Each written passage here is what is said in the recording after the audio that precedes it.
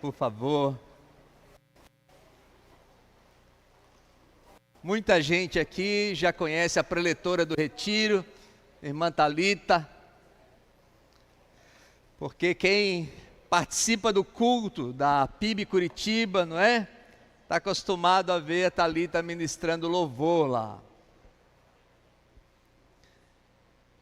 Eu disse a ela que ela nem faz ideia o quanto nós a amamos. Amém, gente?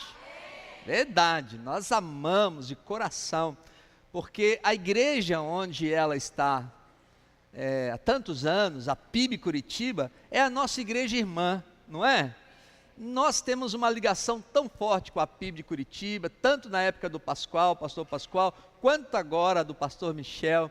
Eles sempre olham aqui para a IBB com muito carinho, nos ajudam tanto, e da mesma forma, eu sei que muitas ovelhas minhas estão lá no culto online.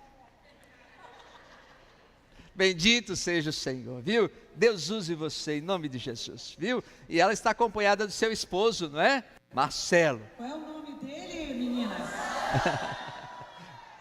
O que elas me aprontaram? Elas me deram um conjunto de toalhas, mozão e mozinho. Olha só, que lindo. Elas são demais.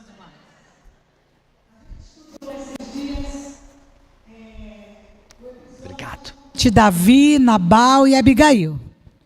E daí eu disse para elas que tem um ditado que diz assim: se a vida te der limões, faça limonada. E nós adaptamos para esse retiro. Se a vida te der goiaba com bicho, faça uma goiabada. E é isso que a gente está fazendo. Eu estou muito feliz de estar aqui com vocês. Mas eu também queria fazer menção de uma pessoa muito querida para mim, que está aqui. Fiquem em pé, Gabriel e a esposa. Esse rapaz pequenino, né? Esse rapazinho, Gabrielzinho, é ministro de música da PIB de Florianópolis, há pouco tempo. E eu quero dizer, pastor, o seguinte: cadê a equipe de louvor? Quando vocês quiserem um workshop sobre música, produção, arranjo, não precisa mais trazer ninguém da PIB de Curitiba. Gabriel sabe tudo e mais do que a gente sabe lá. Tá? É um menino, ele está rindo, mas é verdade, gente. Estou brincando não, né? Então, e mora no Estreito, né? Então, fica aí a dica para o grupo de louvor aqui. Mas eu fico muito feliz de ver o Gabriel vindo para cá.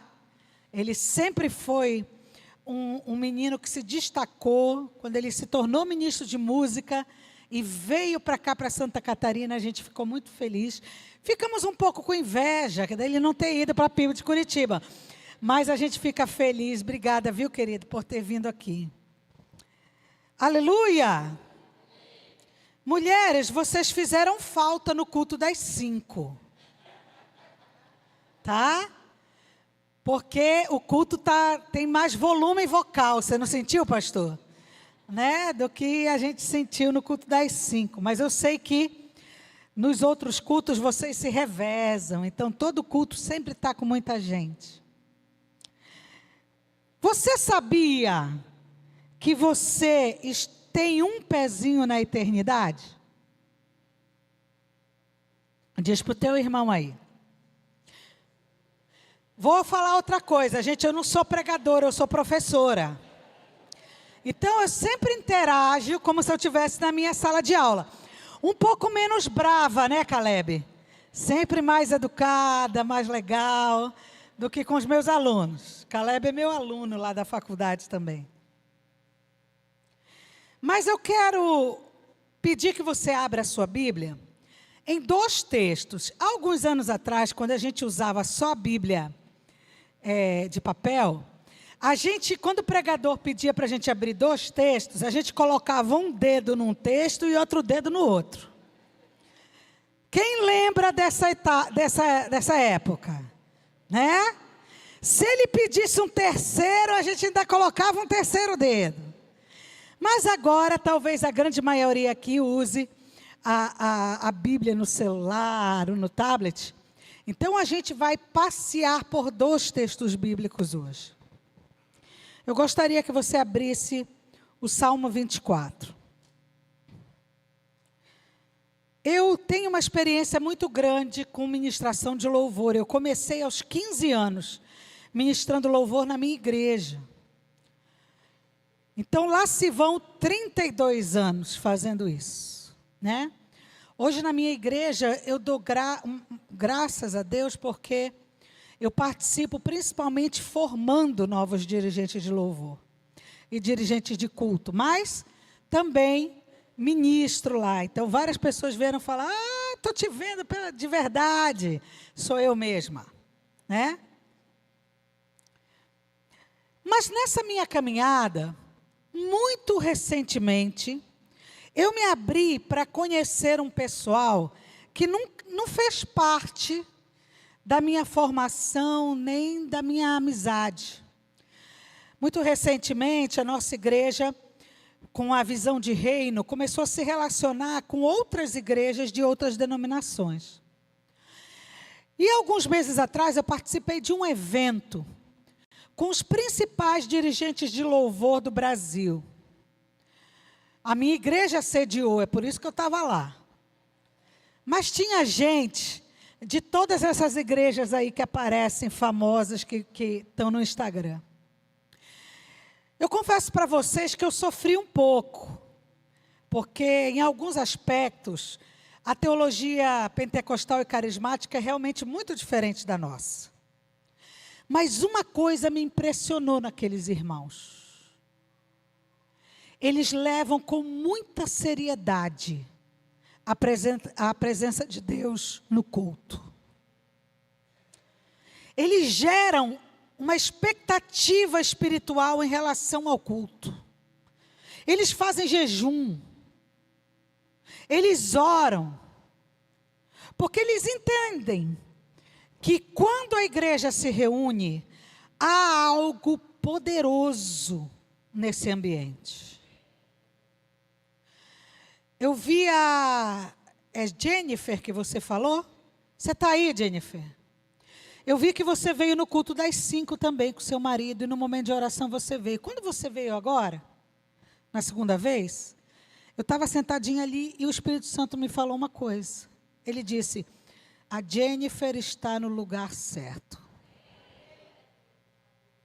Você pode pedir quantas vezes você quiser. O teu pai está te ouvindo. Porque esse lugar, a igreja, é o lugar mais próximo do céu que nós temos na terra. A Bíblia em Hebreus capítulo 12, a partir do versículo 18, ela vai nos dizer que nós, quando reunidos, e começamos a adorar a Deus, e começamos a buscar a presença de Deus, está lá em Hebreus, pode ler. O céu se abre e a gente coloca um pezinho na eternidade. E ele vai começar a dizer, os anjos estão cantando e vocês estão lá cantando com eles. Os heróis de Deus estão lá adorando e vocês estão junto com eles. Porque não há outro lugar onde nós possamos experimentar a presença de Deus de maneira mais real do que quando nós nos reunimos para adorar. Meus irmãos, eu creio nisso com uma certeza tão grande. E hoje a gente estava cantando, digno é o Senhor. E eu comecei a me imaginar lá. Eu comecei a me imaginar lá, o Senhor no seu trono, o Cordeiro à sua direita. E as nações da terra cantando ao Senhor. E eu lá. Só que eu lá não no futuro.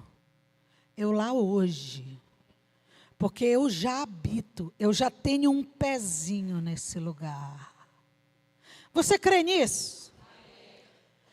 Então vamos ler o Salmo 24. É um salmo de Davi. Ele é um hino cantado durante a peregrinação dos judeus a Jerusalém. E ele é um canto responsivo. Sabe o que é um canto responsivo? Quem aqui sabe o que é um canto responsivo? Sabe? Quem sabe o que é uma leitura responsiva? Tem mais gente. Tem baptista aqui, pastor. Tem gente que sabe, né? Mas o canto responsivo, ele é assim. Alguém canta uma parte e outro grupo responde. E a gente vai ver que o Salmo 24, ele foi construído assim. Ele começa com perguntas, que depois tem respostas. E os judeus iam cantando isso, a caminho de Jerusalém, para prestar sacrifícios a Deus. E o rei Davi vai dizer: ao Senhor pertence a terra, e a sua plenitude, o mundo e os que nele habitam. Porque ele fundou sobre os mares e sobre as correntes a estabeleceu. Pensa assim, cada versículo é um grupo que está falando. Esse é o canto responsivo. Versículo 3. Quem subirá ao monte do Senhor? Quem há de permanecer no seu santo lugar? Que monte é esse? O Monte Sião. O monte da presença de Deus. O monte aonde Deus falava com Moisés e o povo lá embaixo tremia e dizendo: por favor, pede para Deus parar de falar, porque a gente está com medo. Esse monte é o monte da presença de Deus. Versículo 4. O que é limpo de mãos e puro de coração, que não entrega sua alma à falsidade, nem faz juramentos com a intenção de enganar. Este receberá do Senhor a bênção e a justiça do Deus da sua salvação. Esta é a geração dos que buscam a face do Deus de Jacó. Levantem as suas cabeças, ó portas. Eu imagino que essa parte da música era assim. Devia ter uns trompetistas, Gabriel, né? Uns caras tocando tambor. E nessa parte da música, levantem as suas cabeças, ó portas. Levantem-se, ó portais eternos, para que entre o Rei da Glória. E o grupo respondia: quem é o Rei da Glória? Olha o suspense, está sentindo o suspense? O Senhor forte e poderoso, o Senhor poderoso nas batalhas. Levantem as suas cabeças, ó portas. Levantem-se, ó portais eternos, para que entre o Rei da Glória. Quem é esse Rei da Glória? O Senhor dos exércitos. Ele é o Rei da Glória. Deixa eu te explicar na prática o que Davi está dizendo aqui. Olha para aquela porta da qual você entrou. Ou para aqui. Qual foi a porta que você entrou? Olha para ela. Está vendo? Ela é bem alta, né? Todo mundo passou sem precisar baixar a cabeça. O que Davi está dizendo é o seguinte: portas. O meu Deus é grande, Ele não vai se abaixar. Levantem vocês as suas cabeças. A versão que você leu talvez diga: levantai, ó portas, as vossas cabeças. Levantai-vos, ó portais eternos. Outras versões dizem: os umbrais, levantem umbrais eternos, para que entre o Rei da Glória. A primeira coisa, primeiro personagem desse texto é o Criador, versículos 1 e 2. Tudo pertence a Ele e dá evidências do seu poder. Não somente Israel, mas todo o mundo pertence a Ele. E as coisas grandes e pequenas dão evidência do seu poder. Eu fiquei tão feliz quando eu cheguei aqui, Thelminha, e eu vi esse palco novo, tudo novo.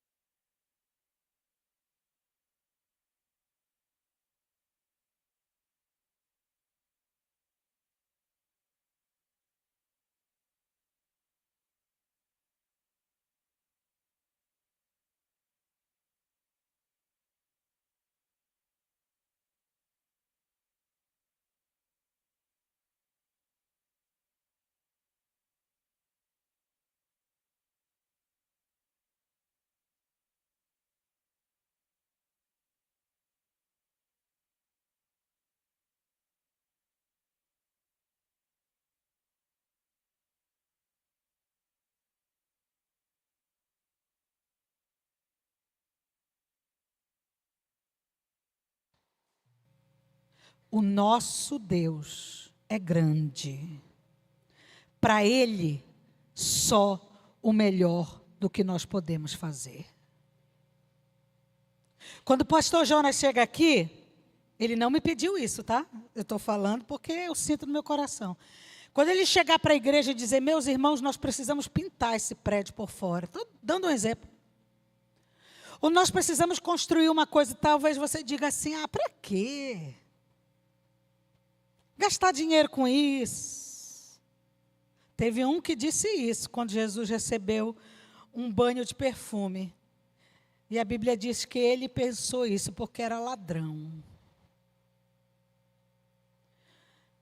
Aprenda uma coisa, igreja, para Deus, sempre o melhor. Porque quando nós fazemos o melhor para Deus, a mensagem que nós passamos para a nossa cidade é, aquela igreja tem um grande Deus. Sabe o que aconteceu com os anos? Isso já faz mais de 10 anos que a gente inaugurou aquele templo. E hoje o templo da nossa igreja virou ponto turístico. Tem ônibus turístico que para no estacionamento da nossa igreja. Sabe o que é lindo? As pessoas entram para ver aqueles vitrais e elas veem a história de Jesus. Tiram fotos, principalmente durante o dia, que bate aquela luz dentro do templo. E sabe o que tem naquelas fotos? A história de Cristo. Que essa igreja nunca tenha medo de fazer o melhor para o seu Deus. Ele não depende disso aqui, não. Não depende. Mas Ele merece o nosso melhor. E cada vez que nós fizermos o nosso melhor, a nossa cidade vai ver. O Deus daquele povo é um grande Deus. Há um segundo personagem, que é o abençoado. Versículo 3.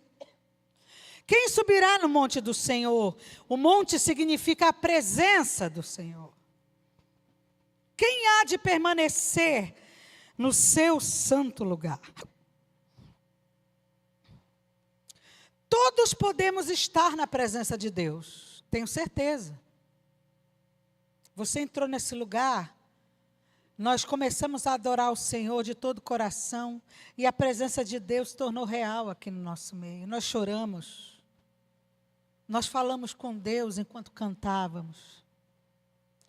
Mas o abençoado não é só o que entra, é o que permanece. E daí permanecer na presença de Deus é um troço difícil. Porque a gente acha que a presença de Deus é algo que ficou lá no culto. Deixa eu te contar uma novidade, meu irmão. Jesus disse, o reino de Deus está dentro de você. Isso quer dizer que você veio aqui, presenciou o que Deus tem feito. E a Bíblia dá promessas para quando o seu povo se reúne sobre essa presença de Deus. Mas quando você sai por aquela porta, o reino de Deus vai com você. Você não precisa descer desse monte. E daí quando você chegar na sua casa, antes, quando você entrar no seu carro, e você chegar na sua casa, e você buscar a presença de Deus, Ele estará lá.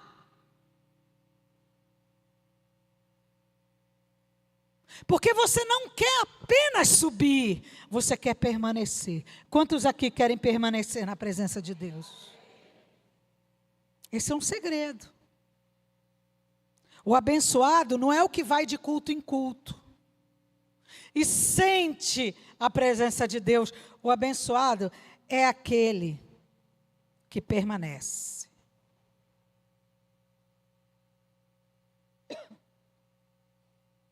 Agora, quais são as atitudes para eu subir e permanecer? Versículos 4 e 5. Eu preciso ser limpo de mãos, que quer dizer inocente do mal. E eu preciso ser puro de coração. Eu preciso ter as motivações corretas. Não só para vir o culto, mas para permanecer na presença de Deus. Eu ensino para os meus alunos que há pelo menos 2 tipos de gente que vem para a igreja.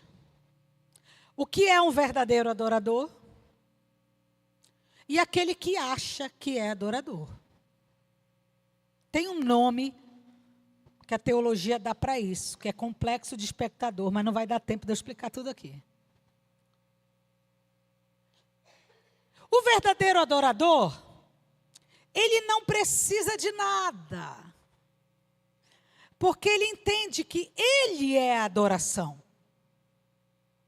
Então, meu irmão, o verdadeiro adorador não se importa com as músicas que o culto cantou, não se importa em quem pregou, não se importa em quem ministrou louvor, porque ele diz assim, eu quero a Deus. Não importa o que vão pensar de mim, eu quero é Deus. E onde Deus está, eu quero estar. O verdadeiro adorador, ele é a oferta. Ele não precisa de subterfúgios.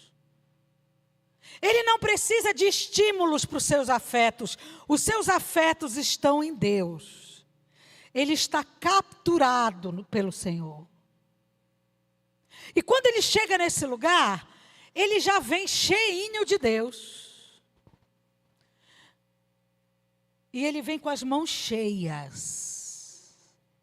Tem muita gente que acha que ir para o culto é só para receber. Eu estou tão mal. Acho que eu vou para o culto. Vocês já viram gente assim? Não aparece na igreja. Mas quando acontece uma coisa ruim, não entendeu o que é culto. Culto é entrega. O apóstolo Paulo em Filipenses capítulo 4 vai dizer, façam menção de todas as suas súplicas com ações de graças. Então a gente vem para o culto cheio de súplica. Eu achei lindo aqui o momento de oração. Os irmãos trouxeram para cá as suas súplicas. Mas como é que eu apresento as minhas súplicas? Já adorando meu Deus e agradecendo. E a promessa é, a paz que ninguém consegue entender vai guardar o meu coração. Eu venho para o culto cheio. Eu entendo que Deus continua o mesmo. Não sei se os irmãos já viram uma história de um povo aí que diz assim, eu não sigo o Deus do Velho Testamento. Eu sou uma pessoa do Novo, do Deus do Novo Testamento. Quem aqui já ouviu essa história? Eu já ouvi até pastor falar isso, para justificar umas teologias estranhas aí. Só que, meu irmão, eu não consigo entender que Deus é esse do Novo Testamento. Se ele não é o mesmo Deus do velho, quem ele é? E daí eu quero te dizer uma coisa, se você pensa assim, Deus não mudou. É o mesmo Deus do Salmo 24, é o Deus que nos assiste hoje. É o mesmo Deus. E eu vou provar para você. Agora abre lá em Hebreus 10, de 19 a 25. A carta aos Hebreus é maravilhosa, é um dos livros que eu mais amo na minha vida.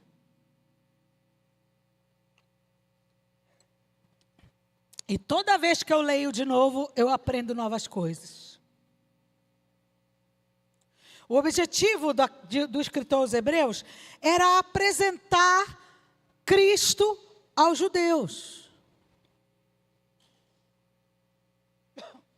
Mas hoje, ele vai revelar coisas sobre Deus para nós mesmos que já conhecemos Jesus. Porque a gente às vezes esquece que o Deus da criação é o mesmo Deus. Versículo 19 de Hebreus 10. Portanto, meus irmãos, tendo ousadia para entrar no santuário, pelo sangue de Jesus, pelo novo e vivo caminho, que ele nos abriu por meio do véu, isto é, pela sua carne. E tendo um sumo sacerdote sobre a casa de Deus. Tem até música para isso. Oh, leva-me à sala do trono, pelo novo e vivo caminho, pelo sangue de Jesus, o quê? Eterno sumo.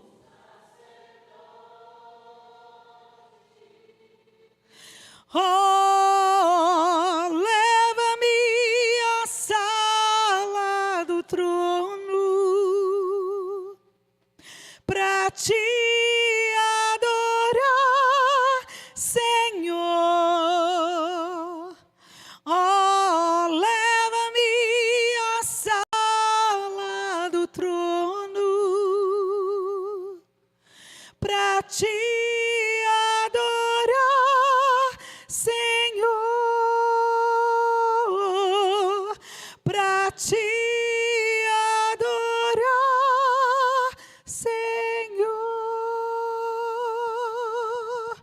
Que verdade linda, não é verdade? Mas tem um problema essa música. Ela não conta toda a história do texto. Porque o texto continua. Versículo 22. Aproximemo-nos com um coração sincero, em plena certeza de fé, tendo o coração purificado da má consciência e o corpo lavado com água pura. Guardemos firme a confissão da esperança, sem vacilar. Pois quem fez a promessa é fiel. E o texto ainda continua. Cuidemos também de nos animar uns aos outros no amor e na prática das boas obras. Tudo isso tem a ver com a adoração do início do texto. Não deixemos de nos congregar, como é costume de alguns. Pelo contrário, façamos admoestações ainda mais agora que vem o dia, que vocês veem que o dia se aproxima. E eu quero terminar falando sobre essas exortações. Ousadia para entrar. Essa ousadia não é uma ousadia temerosa. É uma ousadia corajosa. É uma certeza. É uma alegria pelo privilégio de poder entrar na presença de Deus. E daí eu preciso dizer para você, meu irmão, aonde está a presença de Deus? Há delícias perpetuamente, diz a palavra de Deus. A presença de Deus provoca alegria em nossos corações. Lembra daquele que pensa que é adorador? Que eu falei? Ele precisa da música certa. Ele precisa do clima certo. Ele precisa do pregador que ele gosta. Ele precisa do dirigente de louvor que ele gosta para poder sentir alguma coisa. E quando ele não tem essas coisas, ele sai reclamando do culto. Não tem aqui isso, pastor Jonas, eu tenho certeza. Mas lá na PIB de Curitiba tem.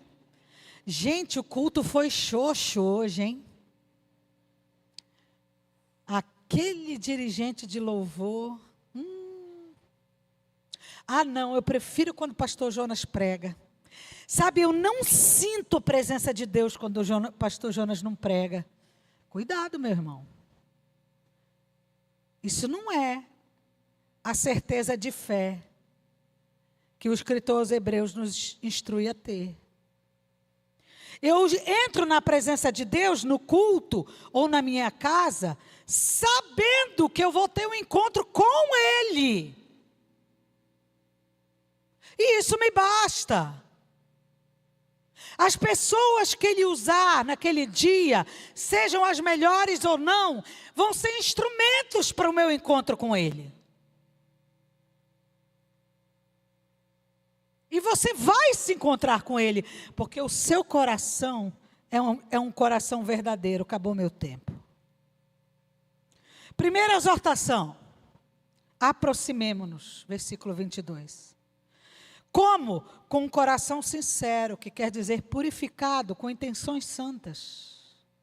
Eu não venho para o culto porque eu estou de olho naquela gatinha. Estou de olho naquele piá, não, naquele manezinho. Né? Eu não venho para o culto porque, por outro motivo, eu venho para o culto com intenções santas. Gerando expectativas espirituais para esse momento. Plena certeza de fé. A consciência da obra de Cristo que gera engajamento e encorajamento. Eu tenho certeza que Jesus morreu, que eu carrego o seu reino, que o Espírito Santo está em mim, e eu tenho certeza que Deus vai falar comigo naquele lugar.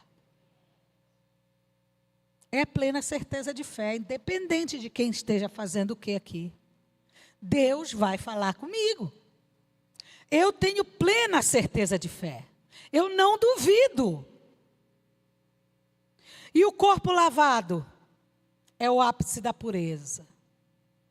Sacerdote, antes de oferecer sacrifícios, tomava banho. Eu imagino, pastor Jonas, quantos banhos um sacerdote tomava por dia.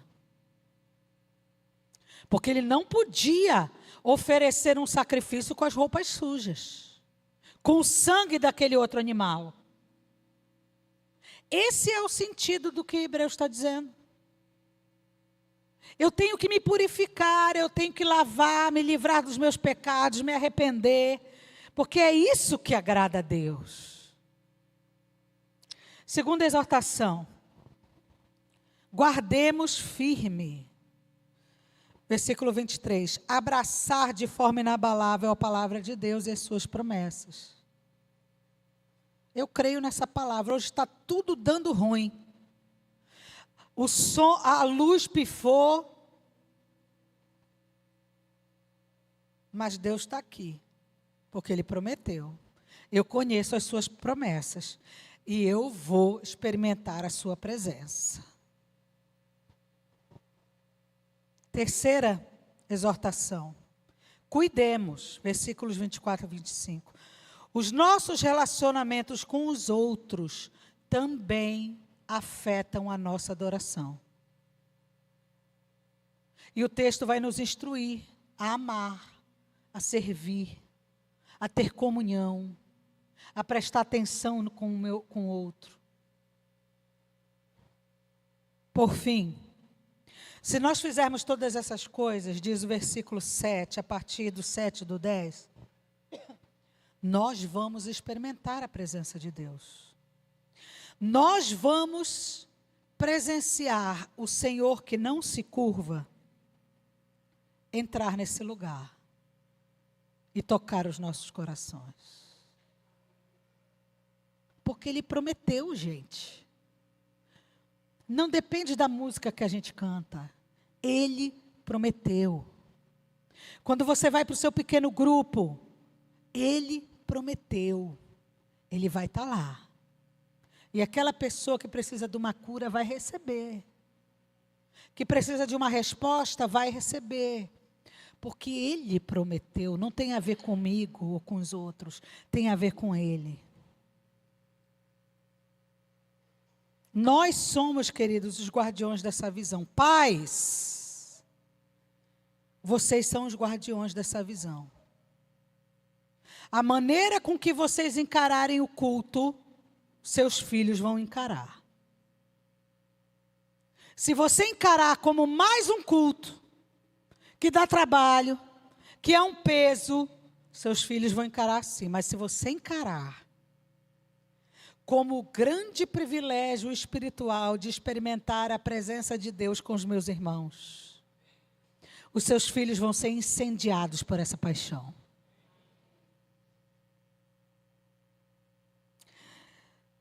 Nós cremos, pastor Jonas pode vir subindo.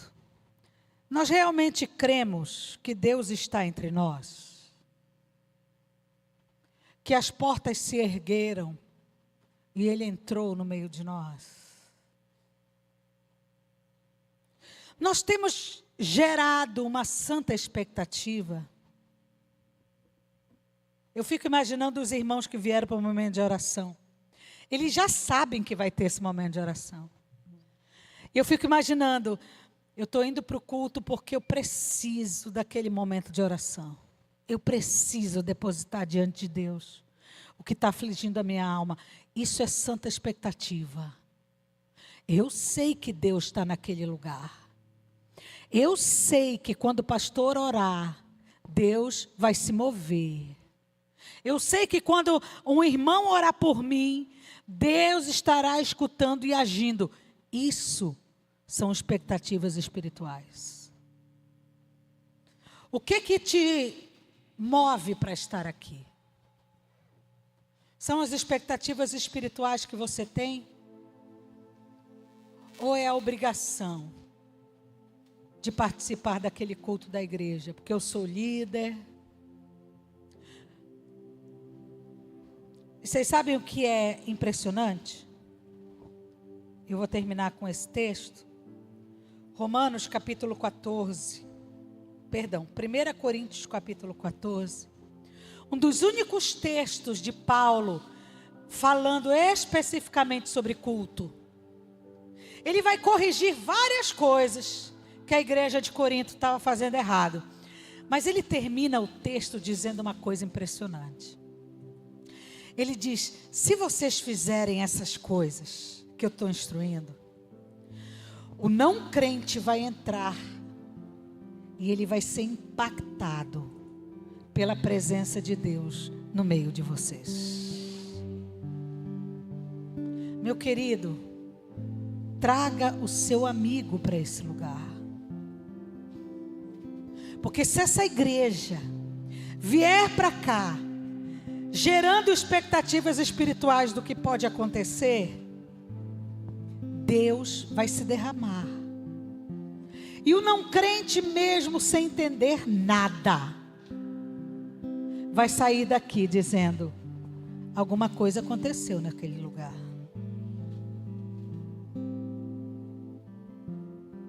Eu nem me lembro se eu contei. Vem aqui, pastor Jonas. Essa história, eu vou terminar com ela.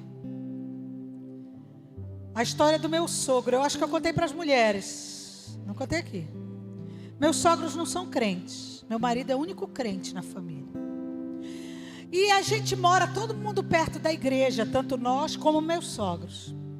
E eu sempre convido: venham me ver cantar na igreja. Venham me ver. E um dia eles foram. Quando eu olhei na galeria, estava o meu marido e meus sogros junto com ele. Eu disse: ô Jesus, tem misericórdia. Faz alguma coisa hoje. Nós cantamos, pastor Michel pregou. Era o pastor Michel ou Pascoal? Era o pastor Michel. Aquele mover de Deus, a presença do Senhor. E ele começou a fazer apelo. E meu pastor é evangelista.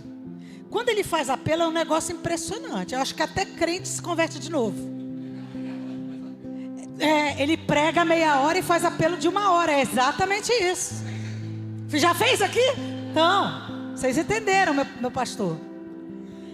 Quando ele estava fazendo apelo, ele primeiro disse assim: se você quer Jesus no seu coração, fique em pé. E o meu sogro, ficou em pé. Aí eu disse: meu Deus do céu, Senhor, tem misericórdia. Quando meu marido viu que o pai dele ficou em pé, ele ficou em pé junto. E daí meu pastor continuou, disse assim: agora você que ficou em pé, vem aqui na frente.